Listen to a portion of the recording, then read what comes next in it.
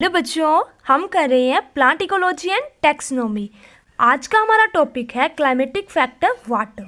पिछली वीडियो में हमने सॉइल एडिपिक फैक्टर कर लिया था और अब हम करेंगे क्लाइमेटिक फैक्टर वाटर। तो हमारे पास बहुत सारे क्लाइमेटिक फैक्टर होते हैं: water, light, temperature, humidity, wind, rainfall और एटमॉस्फेरिक गैसेस। हम क्लाइमेटिक फैक्टर स्टार्ट करने जा रहे हैं जिसमें हम वाटर को पढ़ेंगे, ठीक है, और उसके बाद हम लाइट को स्टार्ट करेंगे। तो इस वीडियो की जो पीडीएफ है वो आपको हमारे टेलीग्राम चैनल बॉटनी स्टूडेंट पे मिल जाएगी। और इसके अलावा अगर आपको कोई भी नोट्स चाहिए तो आप कमेंट सेक्शन में लिख सकते हैं। अब हम स्टार्ट करते हैं वाटर को। तो वाटर जो है वो हमारे पास 70% अर्थ में है, ठीक है। इंपॉर्टेंस क्या है वाटर की प्लांट में? ट्रांसपीरेशन में टर्जिडिटी को मेंटेन करके रखता है, वाटर एब्जॉर्प्शन करता है, रेस्पिरेशन करता है और ट्रांसलोकेशन करता है। देखो, जब आपको क्वेश्चन आएगा एग्जाम में, ठीक है, water as a climatic factor के ऊपर, तो आपको पूरा का पूरा जो मैं बता रही हूँ ऐसे ही आपको लिखना है, ठीक है। आप इसको अच्छे से समझ के लिख सकते हैं। उसके बाद नेक्स्ट चीज़ आती है कि स्किम्फर का थर्ड लॉ लगते हैं हमारे वाटर में, ठीक है। ये 1 मार्क्स का क्वेश्चन भी आता है कि स्किम्फर्स का कौन सा लॉ होता है हमारे पास वाटर में। तो स्किम्फर का थर्ड लॉ बताता है कि जो वेजिटेशन है किसी भी टेम्परेट रीजन की, वो डिपेंड करती है वाटर के ऊपर, क्योंकि वहाँ पे कैसा वाटर है। अगर वाटर ज़्यादा है तो वहाँ पे अलग तरह की वेजिटेशन है, और अगर थोड़ा सा वाटर है तो वहाँ पे अलग तरह की वेजिटेशन है। नेक्स्ट है हमारे पास 2 फॉर्म्स ऑफ वाटर। हमारे पास एक आ जाता है हमारे पास प्रेसिपिटेशन और दूसरा आता है ह्यूमिडिटी, जिसको हम बोलते हैं मॉइस्चर। प्रेसिपिटेशन को हम डिटेल में पढ़ेंगे कि जो भी हमारे पास, ठीक है, वाटर की फॉर्म है जो रीच करती हैं अर्थ के ऊपर, एटमॉस्फेयर से जो अर्थ के ऊपर हमारे पानी पहुंचता है, ठीक है, वाटर जो भी पहुंचता है उसको हम क्या बोलते हैं? प्रेसिपिटेशन, ठीक है। अब इसमें हमारे पास आता है ड्यू। ड्यू क्या होता है? हमारे पास प्रेसिपिटेशन की जो है फॉर्म्स है अलग अलग। ड्यू सबसे छोटी फॉर्म होती है। ये अपर सरफेस के ऑफ लीव के ऊपर रहती है, ठीक है, और सॉइल के ऊपर रहती है। जब टेम्परेचर डिक्रीज हो जाता है तो ड्यू होती है हमारे पास, ठीक है। इवेपोरेशन जब होती है ड्यू की तो उससे क्या होता है? इंक्रीज हो जाती है हमारी एटमॉस्फेरिक ह्यूमिडिटी। नेक्स्ट है हेल्स। हेल्स क्या होते हैं? स्मॉल पैलेट्स और ग्रेन ऑफ आइस, ठीक है। ये समर में होते हैं हमारे पास हेल्स, ठीक है। वेरी हार्मफुल टू प्लांट होते हैं ये। ड्रीजिंग क्या होती है? 5.5 माइक्रोमीटर होती है हमारे पास, ये 5.5 मिलीमीटर होती है डायमीटर में और फ्लोट करती है एयर में, ठीक है। आइस क्रिस्टल क्या होते हैं? स्मॉल साइज के आइस पार्टिकल्स होते हैं जिनको हम बोलते हैं आइस डायमंड्स। और उसके बाद आती है स्नो। जब टेम्परेचर 0 डिग्री सेल्सियस से नीचे चला जाता है, ठीक है, तो आइस क्रिस्टल जो है वो full down in the form of ice. तो ये आ गई हमारे पास स्नो। उसके बाद लास्ट हमारा 6th आ जाता है रेन। तो 5 मिलीमीटर या उससे ज़्यादा जब प्रेसिपिटेशन का साइज होगा उसको हम बोलेंगे रेन। अब रेन की जो है वो 3 इंपॉर्टेंट फॉर्म्स हैं। वो कौन कौन सी है? फर्स्ट है हमारे पास साइक्लोनिक रेन, ओलोग्राफिक रेन और कन्वेक्टिव रेन, ठीक है। ये तीनों ही हमारे पास इंपॉर्टेंट है। साइक्लोनिक प्रेसिपिटेशन से पढ़ते हैं, साइक्लोनिक रेन के बारे में पढ़ते हैं। तो ये क्यों होती है? Caused by the lifting of air mass due to pressure difference. अब इसको जो है ध्यान से समझना, ठीक है। देखो, होता क्या है कि हमारे पास ये एक रीज़न है, ठीक है, ए इसको ले लेते हैं और इसको बी रीज़न ले लेते हैं। अब इन दोनों रीज़न के जो एयर मास होंगे उनमें प्रेशर का डिफरेंस होगा। क्यों? कैसे? इस रीजन में हो सकता है हमारे पास वार्म एयर मास हो और इस रीजन में हमारे पास कोल्ड एयर मास हो, ठीक है। यहाँ पे हमारे पास वार्म है और यहाँ पे हमारे पास कोल्ड एयर मास है। अब इन दोनों का जो एयर मास है, इस तरह से ये जो है वो ऊपर की तरफ को अपलिफ्ट करेगा और इससे प्रेशर का डिफरेंस आ जाएगा। यहाँ पे वार्म है और यहाँ पे कोल्ड एयर मास है, और हमने पढ़ा है कि जो कोल्ड एयर होती है, कोल्ड एयर का मास होता है वो नीचे की तरफ रहता है और वार्म एयर ऊपर रहती है, ठीक है, क्योंकि वो हल्की होती है वार्म वाली एयर, ठीक है। अब एक चीज़ यहाँ पे और आती है कि इन दोनों के बीच में, ठीक है, इन दोनों का जो डिफरेंस है, चाहे वो प्रेशर का डिफरेंस हो या वो हमारे पास हो टेम्परेचर का डिफरेंस। जो वार्म एयर होगी वहाँ पे वार्म टेम्परेचर होगा, कोल्ड एयर में कोल्ड टेम्परेचर होगा हमारे पास। तो इसके बीच में एक बाउंड्री बनती है, ठीक है, जो इन दोनों को सेपरेट करती है। उसको हम बोलते हैं फ्रंटल सरफेस या फोंट सरफेस, ठीक है। ये वाली जो लाइन मैंने बनाई है ये बाउंड्री है और उसको हम क्या बोलते हैं? फोंट या फ्रंटल सरफेस। जब हमारे पास वार्म एयर मास जो है मीट होता है कोल्ड एयर मास से, जो ये वाला रीजन आ जाएगा, ठीक है, उस टाइम पे जो warmer air mass is lifted over the colder one. मैंने आपको बताया कि जो गर्म वाली हवा होती है ना वो हल्की होती है और वो ऊपर की तरफ को चली जाएगी और कोल्ड वाली नीचे की तरफ को आ जाएगी, ठीक है, और resulting in the formation of front. बीच में एक बाउंड्री बन जाएगी, ठीक है, जिसको हम बोलेंगे फोंट। अब ये जो असेंडिंग एयर मास है ये कूल हो जाएगा, ठीक है। ये वाला जो बीच वाला एयर मास है हमारे पास ये कूल होता जाएगा धीरे धीरे, और क्लाउड बनते लग पड़ेंगे, और क्लाउड बनेंगे तो उनसे क्या होगा, प्रेसिपिटेशन। हमने बहुत बार सुना है कि ज़्यादा गर्मी होती है तो हम उसके बाद बोलते हैं कि अब जो है बारिश होने वाली है, ठीक है। जितनी ज़्यादा गर्मी होती है तो उसके बाद बोलते हैं कि बारिश होने वाली है, तो वो इसीलिए बोलते हैं कि क्लाउड की फॉर्मेशन होगी और उससे रेन होगी। ये कौन सी रेन होती है हमारे पास, साइक्लोनिक रेन, ठीक है। साइक्लोनिक प्रेसिपिटेशन भी बोलते हैं। और एक होती है एंटी साइक्लोनिक, जो इससे ऑपोजिट चलती है, ठीक है। ये आ गई साइक्लोनिक प्रेसिपिटेशन की, साइक्लोन की वजह से रेन हमारे पास हो रही है। नेक्स्ट आती है ओरोग्राफिक प्रेसिपिटेशन।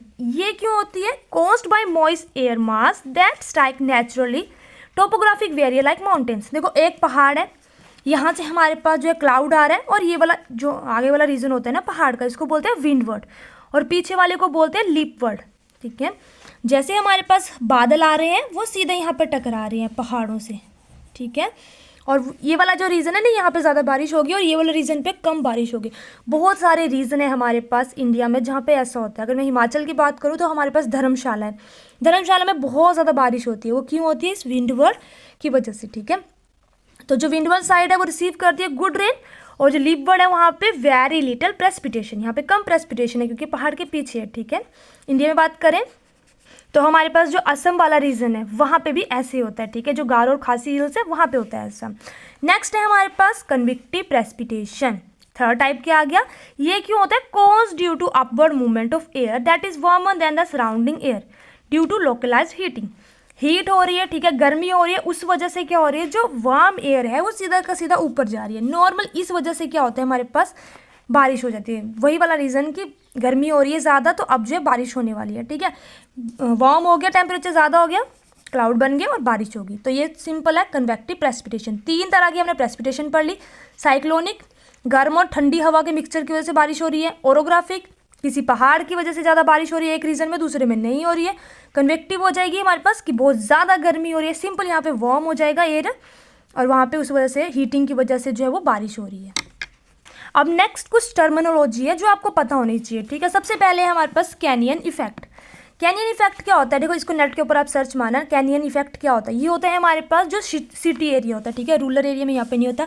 जैसे ये बिल्डिंग, एक दो बिल्डिंग है और यहाँ पे ये ऊंची ऊंची बिल्डिंगों के बीच में जो है हमारे पास स्पेस है, तो हवा जो है ना वो यहाँ से चली जाती है ऐसे, ठीक है। नीचे वाले रीजन में कुछ पता नहीं लगता कि गर्म हवा है, ठंडी हवा है, बारिश वगैरह कुछ नहीं, तो उसको बोलते हैं कैनियन इफेक्ट। अब हम पढ़ रहे हैं रेन, ठीक है, हम पढ़ रहे हैं वाटर का क्या इफेक्ट पड़ेगा इसके ऊपर, ठीक है। तो कैनियन इफेक्ट क्या हो जाता है हमारे पास, ये डिक्रीज हो जाता है, ठीक है।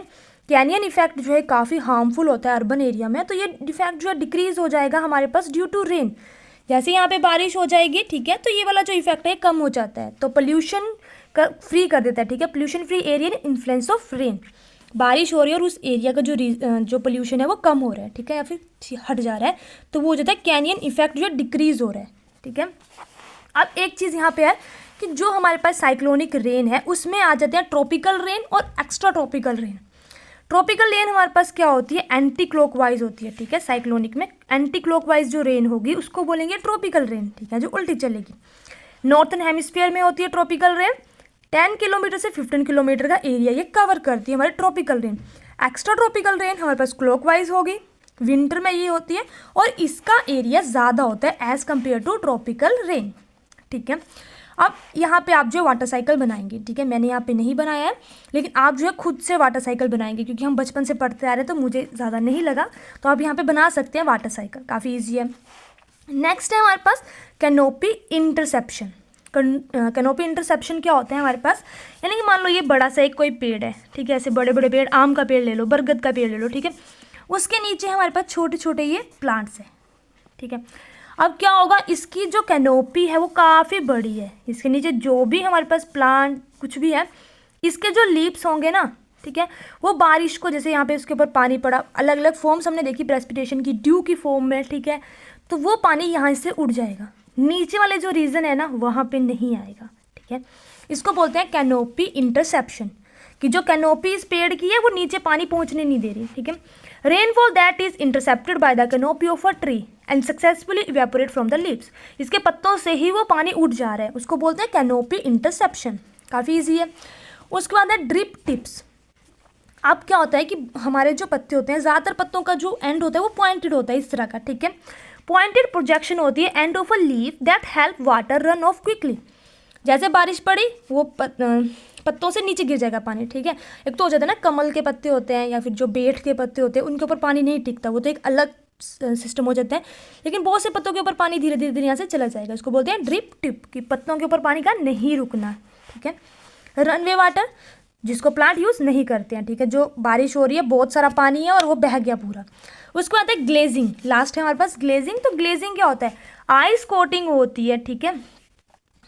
जैसे हमारा कोई एरिया है वहाँ पे बहुत सारी बर्फ़ पड़ना, ठीक है। सिंपल भाषा में इसको बोलें कि बहुत सारी बर्फ़ कहीं पे पड़ गई है, अपर रीजन अगर हम देखें तो उससे क्या हो जाता है, हमारे जो भी प्लांट है उनके लिए हार्मफुल होती है, ठीक है। ग्लेजिंग सिंपल क्या है हमारे पास, कि जब टेम्परेचर कम हो जाएगा, ठीक है, बिलो फ्रीजिंग पॉइंट चला जाएगा, उस टाइम पे जो हमारे पास आइस गिरेगी तो वो सारी की सारी चीज़ों को जो है वो फ्रीज़ कर देगी, ठीक है, जम जाएंगी सारी चीज़ें, ठीक है। उसको बोलेंगे ग्लेजिंग, स्नो बोल सकते हैं एक तरह से ये, और ये हार्मफुल होती है प्लांट के लिए। ये लाइन ज़रूर लिखना, ठीक है। तो ये था हमारे पास क्लाइमेटिक फैक्टर वाटर। इसी के साथ वीडियो कंप्लीट होती है। आई होप आपको वीडियो अच्छी लगी है। वीडियो की पीडीएफ मैं फिर से बता रही हूँ, हमारे टेलीग्राम चैनल बॉटनी स्टूडेंट पे आपको मिल जाएगी। वहाँ पे मैंने सारे के सारे इकोलॉजी और टैक्सोनॉमी के नोट्स जो हैं वो अपलोड कर दिए हैं, कुछ बच गए हैं वो मैं कर दूँगी, ठीक है। इसी के साथ वीडियो कंप्लीट होती है। अच्छी लगी हो तो लाइक करें और चैनल को सब्सक्राइब करें। Thank you.